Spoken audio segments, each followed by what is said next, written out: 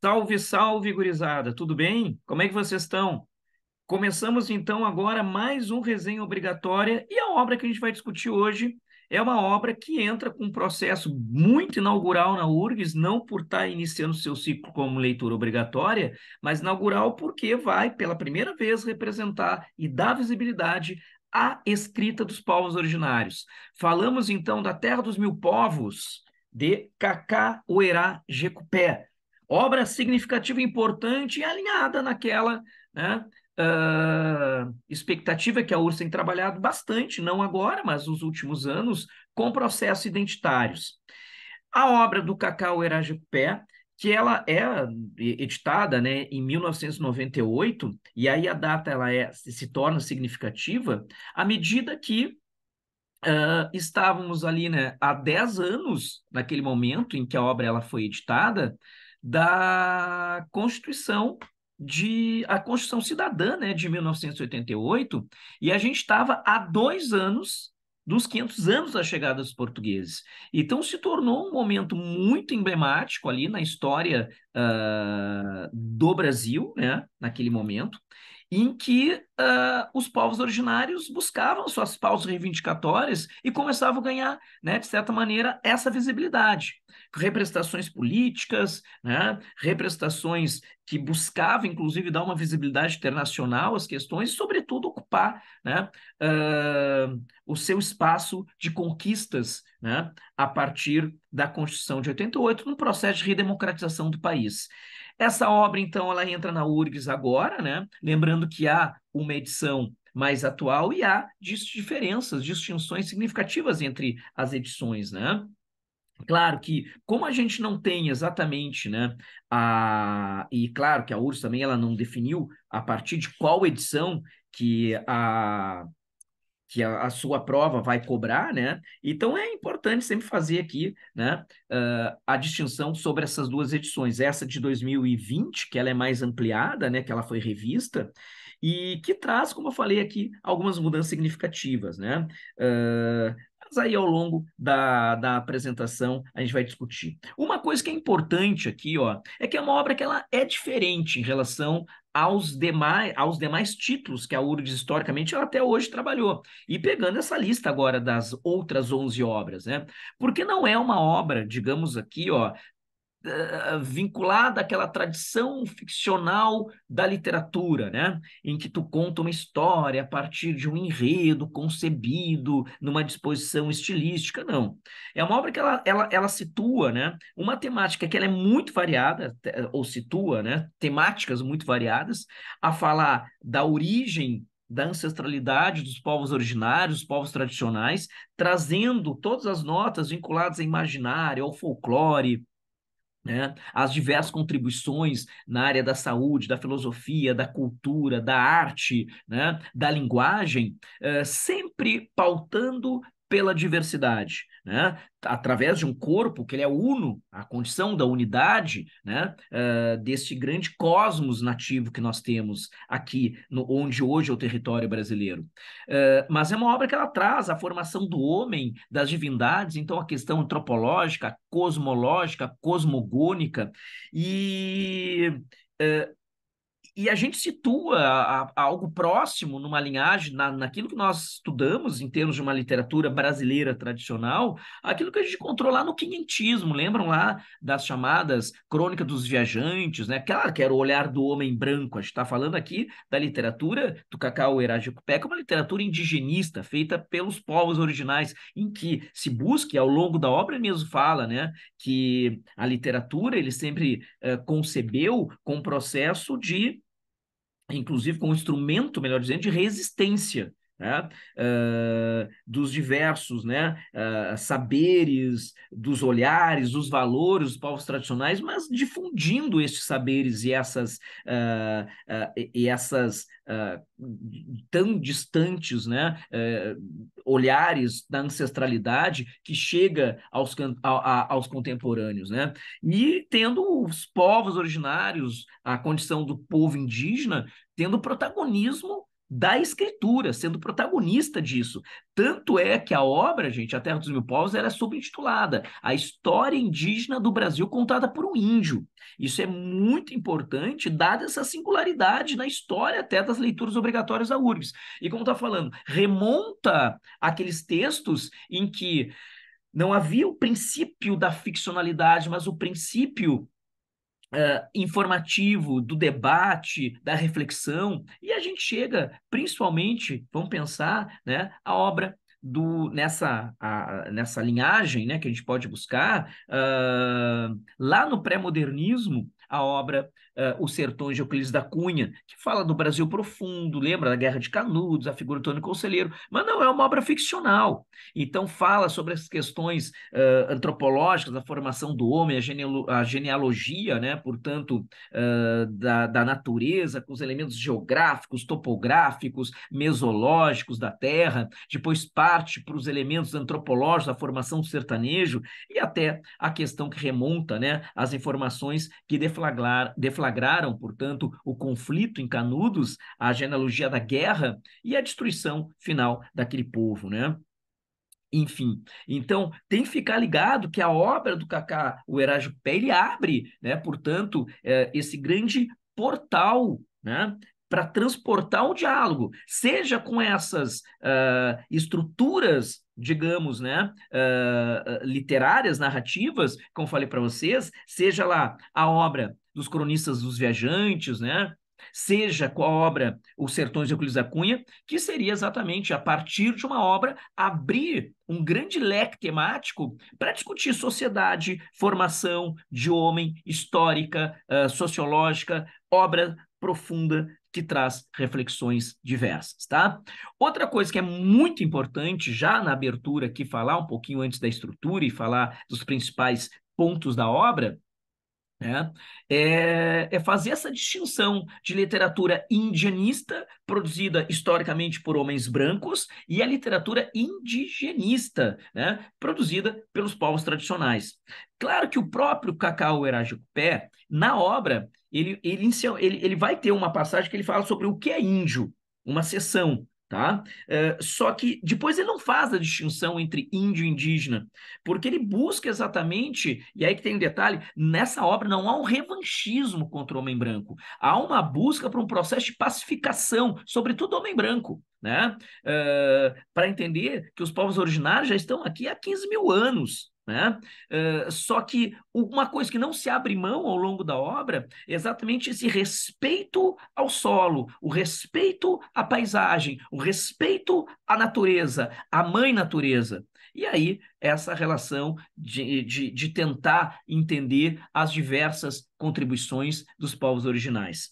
Bueno, gente, e claro, né, aí a gente tem que ficar ligado, fora, como eu falei, as questões relativas à presença da representação do indígena ou do índio pela compreensão branca, historicamente na extensão da literatura brasileira, a começar na literatura informativa, lembra a Carta de Pero Vaz de Caminha, depois do período colonial, seja pela presença apenas, né, como registro também, digamos, quase documental, antropológico na poesia do Gregório de Matos Guerra, naquela poesia mais satírica, por vezes, que trazia, né, quem frequentava a sociedade, né, colonial baiana, pernambucana, durante o processo canavieiro, né?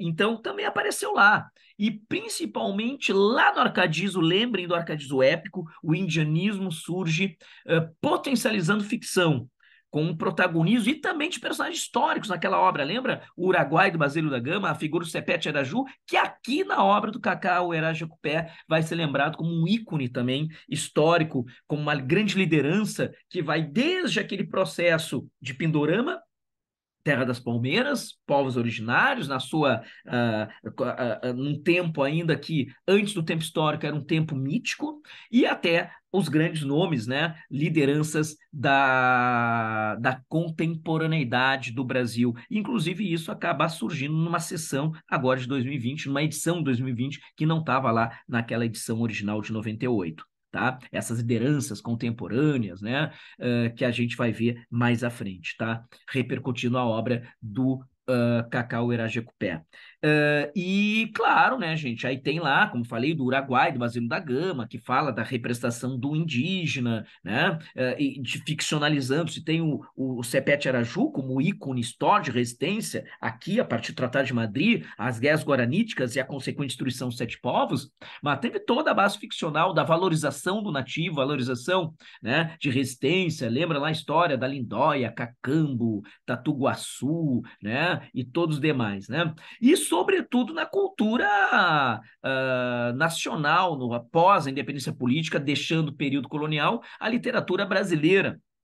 E o índio surgiu a partir daquela compreensão europeia do cavaleiro andante, do romantismo europeu, a criação do herói e, sobretudo, na obra, né, romântica de José de Alencar, lembrem da prosa, Iracema, o Guarani, e na poesia de Gonçalves Dias, o maranhense mestiço, pai português, mãe cafusa, sangue indígena e negro, mas também o sangue branco. Então era um mestiço, Gonçalves Dias, mas também tinha sangue indígena. E obras como Ijuca Pirama, lembra? Grande texto, né? Outros tantos, Leite Folhas Verdes, Canção dos Tamoios, Marabá, e que aí é importante que se diga, ainda mais num momento, no ano de 2023, que a gente lembra 200 anos do nascimento de Gonçalves Dias. Então, a própria questão sobre a obra Terra dos Mil Povos, que fala tanto em diversidade, mas também pode ser diversa, porque pode, de certa maneira, a banca pode construir uma questão trazendo a história da literatura e a representação, portanto, dos povos tradicionais, originários, na extensão da literatura brasileira, em algumas afirmações, e uma afirmação, contemplar como foi apresentado no processo colonial, no quinhentismo, processo colonial e também na literatura nacional, incluindo o redimensionamento a partir do modernismo, com Macunaíma, com a valorização, né, da cultura antropofágica de Oswald de Andrade, de como isso também se configura um processo de refundação. Então, gurizada, tem que ficar esperto, tem que ficar esperto em relação ao que essa obra pode promover como espelhamento das tradições de representação dos povos tradicionais aqui no Brasil por olhares brancos e agora, e que bom, né, por um olhar que busca essa resistência, esse protagonismo na escritura das suas próprias tradições, pela caneta, né, e o olhar de Cacá Uerá Jecupé. E é uma obra muito bem escrita, gente, assim como os Sertões, eu não estou comparando, né? Mas, e provavelmente o Cacá Uerá Jecupé, ele traz esse lirismo, essa capacidade de contar histórias, porque ele sempre escutou contar histórias pela base da oralidade da cultura nativa. E aí a gente começa, então, aqui, ó, a falar da obra, a vida também de Cacá Uerá Jecupé, né? Nascido, portanto, né, em São Paulo, né, em 64, e aí tem uma coisa interessante, gente, tá? Porque o Cacau Urajupé, tá? E até aqui, ó, falando um pouquinho da vida, que até já a obra, né, enfim, tá? Tem várias obras produzidas, mas sobretudo Terra dos Mil Povos, que representa, né, e tudo mais, mas já falar da divisão, porque ele mesmo fala, já que vai falar um pouquinho da biografia, ele mesmo fala, a apresentação da obra, que ele diz, primeira parte, eu sou Cacau Herá, apresentando-se, né? E ele fala que ele nasce em São Paulo, mas ele é filho Tapuia, né? Depois vai explicar, né, a origem dos tapuias, digamos, né, num processo, né, digamos assim, das três tradições a partir da cultura tupi, né? Explica isso, a história, a antropologia, né, as questões místicas e tudo mais, né, da compreensão do homem, né, na natureza e no mundo, né? Mas ele é filho, portanto, né, como tá ali, ó, dos Tichucarramães, né, da ordem Tupi, da ordem Tapuia, né? E em determinado momento, gente, tá? Ele acabou, né, por influências e tudo mais, aí a cultura branca, né, desse processo de urbanização, ele foi orientado a abandonar a sua ancestralidade e a condição do paganismo, né? Se impôs, ele foi batizado, tanto é que o Kaká é um apelido que é um nome branco. Então, ele tem um nome branco, ele foi batizado Carlos Alberto dos Santos. Né? E ele se afastou das tradições, portanto, indígenas, até que nos anos 80, né, ele retoma a ancestralidade e ele acaba, de certa maneira, né, participando, né, de atividades em aldeias guaranis, e aí que muda o sentido, né, da vida, o sentido, portanto, da sua busca, e aí surge a literatura e o registro exatamente de buscar a representação e divulgar os saberes dos povos originários, as tradições, né, da cultura indígena, né, os diversos valores. E hoje ele é um grande conferencista, ambientalista, tentou já alguns momentos da carreira política, até então ele não conseguiu uma eleição, né, um cargo público, mas é uma busca e, consequentemente, a possibilidade de futuramente ele também atingir esse objetivo, se seguir sendo o objetivo dele, né, que sempre é uma compreensão coletiva de uma luta, né, de ocupação e visibilidade pelas questões que ele representa, que ele milita, dos valores e dos saberes indígenas. Uma coisa que é muito significativa na obra e na vida do Cacau Eragepé, e até nas palestras, né, inúmeras palestras que ele já fez aí, também um grande prestígio internacional que tem o autor, né, é a relação xamânica, a relação, portanto, com a espiritualidade, né, e que é uma coisa que não se fragmenta, né? O homem, ele integra a natureza, ele faz parte dela, então não precisa ter essa reintegração, digamos, né? Não, o homem está integrado à natureza, a tal relação telúrica com a terra, de valorizar a terra, então esse é outro ponto muito significativo em toda a obra e tu permeia a vida, né? Quando ele retoma a ancestralidade. Ele acabou, né, junto com o Roman Quetzal e o Dani Munduruku, né? Isso lá nos anos 90, participando de uma comissão e formatando, né, uma comissão intertribal pela questão das lutas, né, e da categoria, da própria condição étnica dos indígenas, né, e foi criado o Instituto Arapoti, que funciona até hoje, e aí ele, como eu falei, ele se vale da literatura e batalha e milita muito por isso, estimulando outros indígenas a produzirem textos para ganhar o protagonismo da história, né, contar a história, né, não ser apenas contado pela perspectiva branca. E como eu falei, não há revanchismo nisso, há uma busca por uma pacificação, um processo de harmonização, né? E ele explica que o próprio nome, o Cacá, é um apelido, e ele diz que as palavras, elas podem ferir mais do que flechas. E a própria condição, e depois ele fala, até na primeira parte, quando ele explica o termo índio, né, em que todo ensinamento de uma tradição, isso é muito significativo, é muito bonito, né? Começa pelo nome das coisas, né? Então toda palavra tem um espírito, né? Que ele fala que é o aivu, né? O tom, o acento, e que Kaká não é exatamente o tom, o Erage-Cupé é o tom, é o espírito nomeado dele. E Kaká é um apelido que funciona como escudo, porque ele diz que as palavras ferem mais que flechas, e é natural para os índios, para os indígenas, ele não faz a distinção, né, a utilização desses apelidos como patuás, como proteção. Então, Kaká é uma proteção para a sua própria condição, o seu tom, né? Como eu falei para vocês, essa condição de espírito nomeado, né? Que vai ser o seu acento, o seu aivu, né? A condição que seria o espectro, né? A alma, a essência, o Erage Cupé. É muito interessante, gente, à medida que a gente vai lendo, e é uma coisa assim, ó, que eu posso falar que experiência minha, né, como leitor, porque tem muitas situações que tu vai lendo que são completamente novas, porque a gente tende a escutar muito aquela condição assim de generalizações da cultura e dos saberes nativos, né?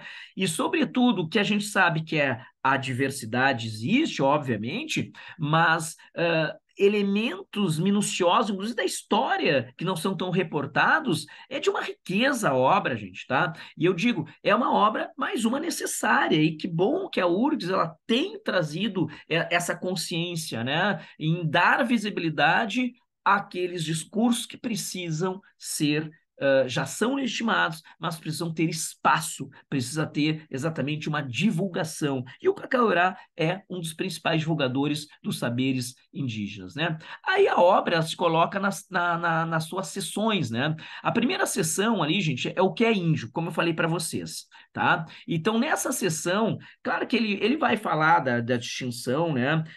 Só que antes, né, de haver uma palavra, isso é importante, né, que definisse todos os povos da América, e o próprio termo índio, né, é um termo que é um termo branco, que no momento coloca um termo índio para diversas possibilidades de clãs, aldeias, nações, tribos, civilizações, né, tu tá, de certa maneira, tu tá eliminando a diversidade, né, e estão saberes, eles são completamente diferentes, e aí que ele vai explicar que antes desse termo havia inúmeros tons. E havia que dividiam exatamente os clãs, as tribos, as nações, as civilizações, né? Então, por isso que ele diz que toda palavra tem espírito.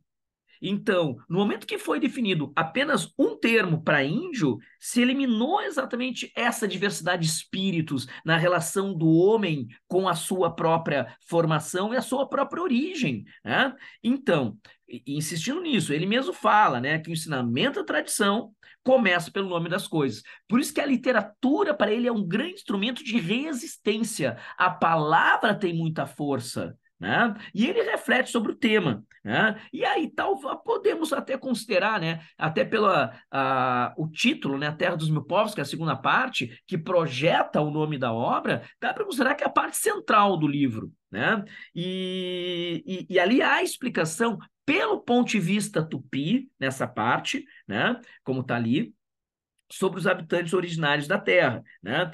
E aí que ele fala que na origem existiam três tradições, existem três tradições, né? Sempre associado à condição da natureza, aos elementos naturais, né? Seria o Sol na origem Tupinambá, né? A lua na origem tupi-guarani e o sonho na origem tapuia. E aí que ele vai colocando assim, vai explicando didaticamente, gente, é uma concepção, por isso que eu falei, remete àquele processo do quinhentismo, da crônica dos viajantes, a própria condição, né, de através do texto literário ter a preocupação documental, de trabalhar com inúmeros temas e trazer processos argumentativos, antropológicos, sociológicos, como o Sertões e Euclides da Cunha fez no pré-modernismo, né? Então ele fala que as primeiras partes, o Sol e a Lua, né, dos Tupinambás e Tupis Guaranis, eles evocam um tronco tupi, né? Que é a cultura dos antepassados. Aí que ele vai valorizar demais a questão da linhagem, da ancestralidade. E aquilo que acaba sendo a terceira parte, sonho, na ordem dos tapuias, seria um outro tronco, que no momento que não é o tronco que evoca os antepassados tupis, é todo o povo que não vem desses antepassados. E aí vem uma diversidade de civilizações, como os Chavante, os Yanomami, né? Os Munduruku. E aí uma coisa interessante que é uma questão até assim, a gente está de linguagem, porque não são os Chavantes, não há o plural para para civilizações. A civilização dos povos originários, como ele coloca, né? A terra dos mil povos, né? Mas até nessa relação que estabelece numa mesma linhagem de tempo mítico, são todos filhos da terra, então são os Yanomami, são os Tupi, são os como eu falei, Chavante, os Munduruku. Então, não tem exatamente a desinência plural para a civilização. É a civilização, mas são os integrantes da civilização. A civilização é única. Agora, os povos são múltiplos. É muito significativo. A gente vai mudando perspectivas com as explicações, que é exatamente o lugar de fala, né? Então, há um processo que automaticamente está autorizado. Ele se autoriza, ele está legitimado pela sua própria existência. A existência está por legitimá-lo, né? E ele vai falando exatamente, né, que a partir dessa cosmogonia, cosmologia, de como se colocou exatamente, né, a cada olhar, a cada civilização, a origem do homem no mundo, né? Então, no momento que ele faz isso, ele vai falar da cosmologia indígena, explicando tudo que foi desafio imposto, né, nos diversos ciclos da natureza, né? E ele dá destaque, sobretudo, para Tupã, o Senhor dos Trovões e o Comandante das Sete Águas. Ele vai falando, gente, vai trazendo muitas informações sobre o processo da diversidade dessa cultura. E aí vem a terceira parte, que é o ser de cada tom. Lembra? Tom, como a gente estava falando antes, né, o acento é o espírito, né, de cada palavra. Então, cada clã, cada termo, então, o indígena, os povos tradicionais, os indígenas, por isso que o índio, claro, depois ele, como eu falei aqui mais de uma vez aqui, tá? Só para reforçar, ele não faz tanta distinção entre índio e indígena, porque não é esse revanchismo que ele quer. O que ele busca, gente, tá? É falar da diversidade, né? Então, cada ser, né, é definido por um tom, né, que são os elementos das suas ancestralidades. Ele começa a falar da riqueza. Ele fala, por exemplo, assim, ó, que claro que não é apenas também uma sensação abstrata, eu ouvi falar pela oralidade, que é legal. Não, ele traz fontes e pesquisas antropológicas, ele fala de sítios arqueológicos, né? Então ele traz a memória cultural e a contribuição de todas as civilizações, né? Pela questão, claro, da oralidade, a questão da ancestralidade, a memória da terra. Ele vai falar, portanto, da região amazônica, ele fala, portanto, né, sobre um processo e quem se julga os donos da terra, os brasileiros, só que os povos tradicionais já estavam aqui ele fala há 4 mil anos a partir de sítios arqueológicos, mas há 15 mil anos. Então, dado tempos que são imemoriais. Então, uma obra que ela retrata exatamente um grande legado, gente, tá? Histórico, mítico. Ele vai falar, inclusive, do tempo, que é muito importante. Tá? Então, ele fala da condição, né, da diversidade das funções dos antepassados, que havia, portanto, os povos originários com algumas funções meio que estabelecidas e consagradas, coletores, ceramistas, flecheiros, artistas. E aí ele divide que antes da chegada dos homens brancos, né, havia 4 grandes povos aqui, naqueles 2 troncos centrais, né, os tupinambás, o sol, né, os tupi-guaranis, a lua, e todos não estavam nesse entroncamento tupi, né, o sonho daí os tapuias, né? Então, só que ele fala sobre grandes povos, né? O povo da Lagoa Santa, o povo da Flecha, do Maitá, os guerreiros de Bumerangue e o povo do Samanquis, né? E aí os legados, né? A agricultura, a arte, os ceramistas. Ele fala, por exemplo, há muitas peculiaridades aqui, né? Sobre as peculiaridades da tradição do povo de Tararé, né? Então, trazendo informações que desfazem aquele senso comum, gente, né? E isso é muito significativo, como eu falei para vocês. Ainda mais a obra, como eu falei, ela está a sua primeira edição em 98, há 10 anos da Constituição Cidadã, que garantiu inúmeros direitos, sobretudo ao debate e à ocupação, inclusive territorial, os direitos da cidadania indígena, né? E há 2 anos que já se discutia ali, a gente fez festa, né, sobre os 500 anos da chegada do homem branco. Por isso que ele insiste, olha, é a história indígena do Brasil contada por um índio. E esse ponto aqui, gente, tá? Que é a quarta parte, a invenção do tempo, é muito importante. Eu vou dizer para vocês que se articula com outras obras, porque quando se fala a relação de tempo que nós temos, é uma relação de tempo histórico, não é uma relação, é um tempo que ele é, portanto, né, fundamentado a partir dos elementos racionais de um mundo que se orquestrou a partir de um processo do avanço, né, do Renascimento, a Idade Moderna, num processo ocidental racionalista. o tempo histórico, né? Agora, há um outro tempo, que é o tempo mítico. E aí é um processo que é tão interessante, gente, tá? Porque ele vai, inclusive, trazer uma compreensão na ancestralidade como entidade. O tempo é uma entidade, que é o tempo mítico, né? E isso falando de um processo anterior à chegada do homem branco. E aí, assim, ó, todas essas partes que estão aqui, gente, tá nesse slide em vermelho, são as divisões internas, tá, da invenção do tempo. Então, ele vai falar de todo o processo anterior à chegada do homem branco até a chegada do homem branco. E aí que ele vai falar que houve uma mudança, né? E ele apresenta, que é muito interessante, né, o Autidua. O que que é o Atitudiwa? Que seria, claro, provavelmente não é essa pronúncia aqui, né, gente, tá? Seria o espírito do tempo. Né? Uma entidade, que é o nome dado pelo Chavante para a divindade, que exatamente mantinha a lei dos ciclos, né? Trazendo todo aquele processo entre ação, a não ação, né? E que havia, portanto, né, inúmeras diferenças, inclusive nas origens dessas civilizações. Cada civilização, se cada nome traz uma essência, traz o tom, como falei, né? Aquilo que a gente estava discutindo antes, tem o espírito, então cada nação, cada clã, cada tribo, cada civilização tem o seu tempo de formação, de origem, de amadurecimento, né, e de expressão. E agora, com a chegada dos homens brancos, e isso é dado, né, pelo espírito do tempo, o Achudiwa. Agora, com a chegada do homem branco, há uma história única. O tempo é um só.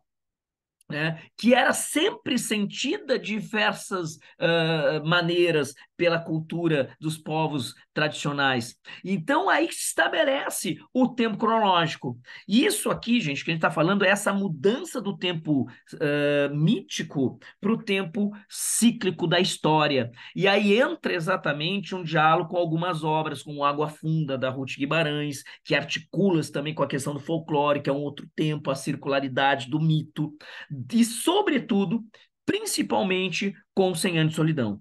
A construção de Macondo como sendo exatamente aquela prospecção alegórica da América Latina.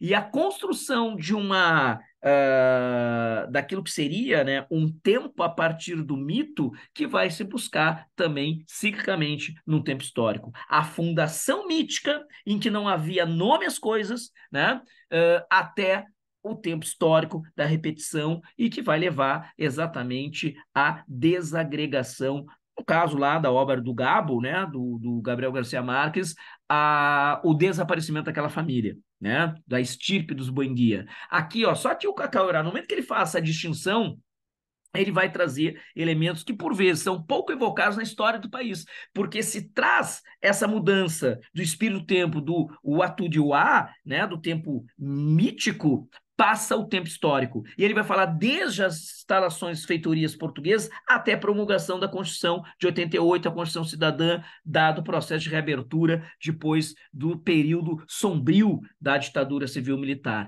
Então a gente percebe que aí, gente, ele começa a falar, a partir de um processo histórico, da contribuição dos filhos da terra. E ele fala que há 206 nações indígenas. 206 nações indígenas, com linguagens distintas, catalogadas por sítios arqueológicos, por antropólogos, tudo mais, né? Então ele vai falar exatamente sobre a contribuição, né, para a saúde, para a filosofia, a ética, né, a questão de como contribui também para a língua, né, aqui no Brasil. Né? Claro, tudo isso, gente, tá? E aí a gente percebe que é uma caminhada que remete a uma grande conquista, isso a gente não pode esquecer, né?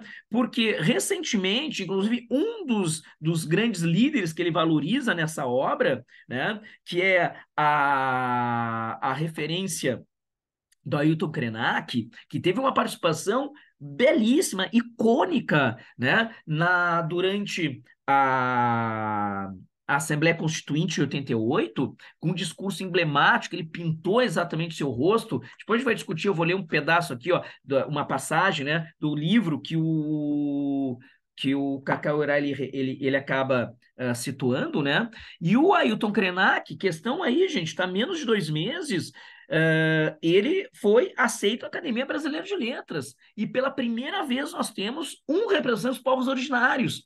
E no discurso de posse, ele diz, no momento que a Academia Brasileira de Letras ele aceita o ingresso de mais de 200 línguas dentro da academia, porque ele representa a diversidade dos povos tradicionais e originários do país. Então, tu percebe aí, primeiro, um acerto da URSS em colocar a obra de um protagonista, né, da divulgação dos saberes indígenas do nosso território, e para ver que é alinhado ao tempo, gente, né? E no momento que ele fala da contribuição a partir do tempo histórico na obra, né, dos Filhos da Terra, ele busca as principais lideranças indígenas do Brasil, falando das capitanias hereditárias até ao processo mais global do Brasil contemporâneo. Inclusive, refazendo ali, né, um princípio de uh, lançar um olhar a um processo revisionista.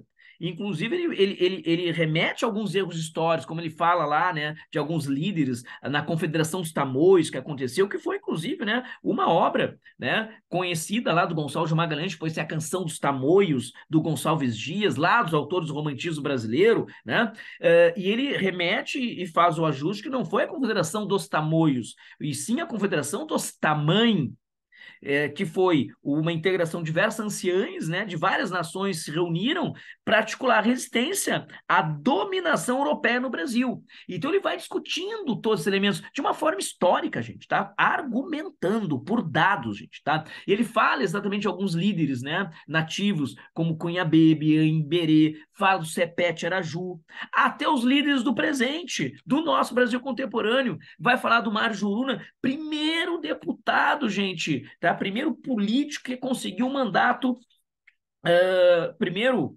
indígena conseguiu, né, se projetar com um mandato político, isso lá em 1982, foi deputado constituinte, né? Então, e ganhou muita projeção, gente, tá? E fala do Raoni Metutkire, né? Que remete também, né,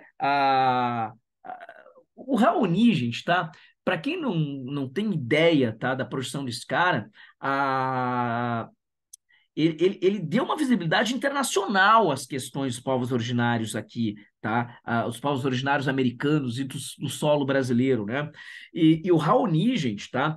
Tanto é que em 78 ele chegou a ser tema, e isso está na obra do Kaká, o Herage Ecupé, que a gente está discutindo aqui, né?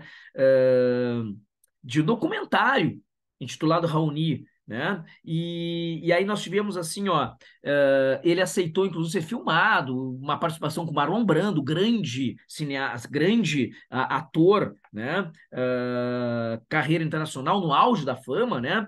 E o filme inclusive foi indicado ao Oscar, então ele deu uma visibilidade. Aquele grande músico, o Sting, ele acabou daquela banda de Policy, veio ao Brasil e fez questão de se lançar as pautas ambientalistas que eram puxados pelo Raoni, né? Então, grandes líderes, eu falei, o Ailton Krenak, gente, tá? Vocês procurem no YouTube, tem lá diversos registros, né? Da presença, por exemplo, do Ailton Krenak, né, isso, né, em 88 na Assembleia Nacional Constituinte, né, que por meio de uma emenda popular, ele acabou, inclusive, tendo uma participação numa das sessões que discutia a questão indígena no Congresso.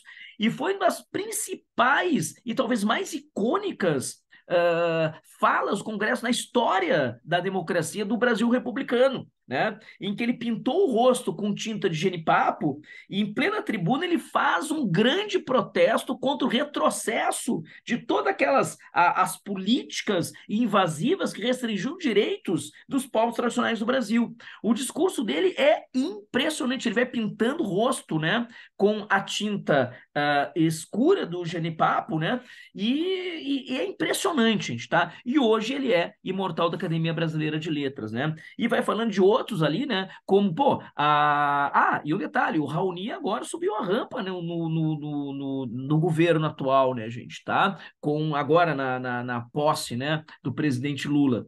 A Joênia, o Apixana, é a primeira indígena Isso tudo contextualizado pela obra, pelo Cacauerá, né, gente? Tá? É a primeira indígena que se tornou advogada no Brasil.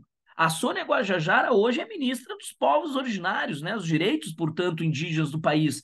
Então ele vai construindo todo, desde a origem, desde as relações, né, de um Brasil profundo, de um Brasil, portanto, lá colonial, até a nossa contemporaneidade. Agora, sem revanchismo, o que se busca é a pacificação, tendo a natureza como centro. Tá? É a obra do Cacauerá Jacupé. Então, são os principais pontos, os fatores, e eu falei, cuidem com tudo aquilo, gente, tá? Que acaba se tornando uma grande possibilidade, um manancial, né?